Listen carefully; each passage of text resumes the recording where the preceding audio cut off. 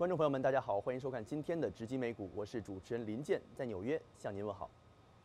周二美股早盘低开，午盘全面上扬，金融、能源与科技股领涨，其中苹果公司表现最为抢眼，道指与标普500指数再创盘中历史新高，随后有所回落。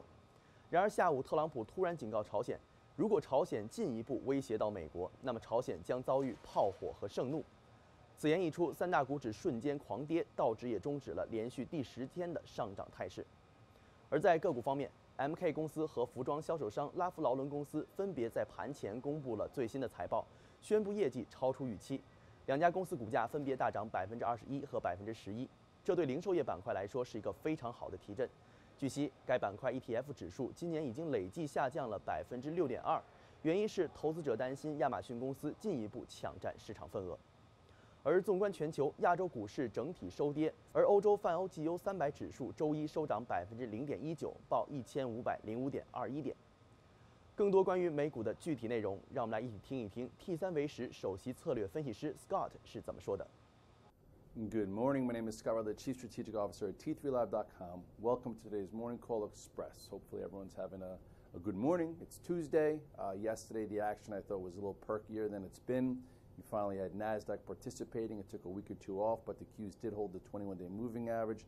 The S&P went 4 handles away from all-time highs, and now it's down a few to start the day. So let's check out some levels to see how we can navigate. If you look here at the chart of the S&P cash, all in all, still looks very healthy. Okay, why does it look healthy? Because it's holding above the 21-day moving average and it's back above the 8. So for today, it'll make it super easy for active bulls like me to stay long the spiders if the S&P could hold 2475. But ultimately, this should be your stop if you're a swing trader. And if it's going to want to get above this 2484, you would think this holds and then maybe go sideways and who knows, maybe gather some steam later. But all in all, this has been a very methodical move in the S&P cash. Last time the bears tried to press this, the 50-day, they couldn't. Then it cleared this descending channel here with a nice big gap to get you back above the 8 and 21-day right there, which, you know, if you follow me, you know, when you're above the 8 and 21-day, you try and get back in some kind of portfolio approach versus tactical, and it's been a nice few weeks thereafter. So yesterday, you know, the Qs woke up a little bit. High beta tech that reported earnings that had some setups that we went over did pretty well.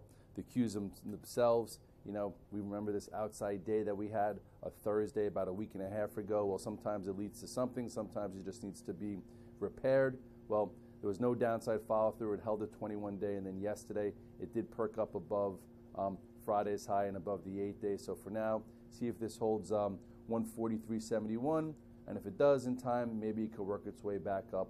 All in all, this has been a methodical trade as well. Remember the last time you had this little downside break, it held, then you had this sell the strength, and then all of a sudden this double bottom here at this 135.80 led to a big move up, a little bit of the corrective phase, and now we'll see if this could get some traction. You know, the way guys are making money is looking for setups, not looking for tops, not looking for the disaster squads, not looking to say, hey, volume's low, the VIX is low, we have to be short. You don't.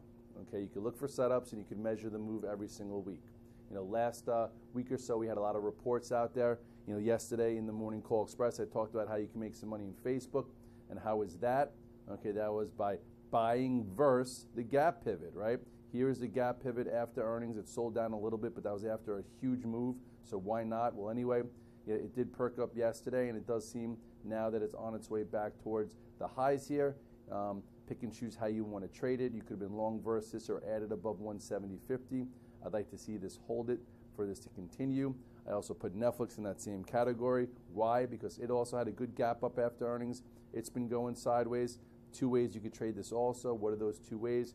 You could be buying it and just sitting in it versus this gap pivot, or you could actually be doing that and add if it happens to clear this spot, and this spot is 182.27, or you could say, hey, it can go sideways for a long time. I'm going to wait for it to clear and close above that, so this way maybe it can work its way back towards the highs. So lots of different way to look for setups. You know, Apple on fast money, I went over this trade a week or so ago. I'm long it. It's one of my favorites. It's off like 20 cents this morning. No big deal. Some of you guys are long versus pivot. Here is that pivot that we talked about. Okay, made a little low here and then held above it, so that was your buy versus 155.02. Some of you might have added here. okay, when it got above 157.40, and now we'll see how long it takes to get above the post-earnings high pivot. In order for this to happen fast, I would think that this 157.40 holds to go sideways to potentially go. I will be looking to buy versus this spot, hoping to add for an eventual move above this in time, but we shall see. So all in all, we're in the second week of August. Lots of earnings are behind us, and we're continuing to get decent setups. Chinese internet names were explosive yesterday. NVIDIA took out 170. Lots of things to do. 以上就是今天的全部内容，感谢您的收看。更多内容请关注华尔街多媒体的官方微信以及微博。我们明天再见。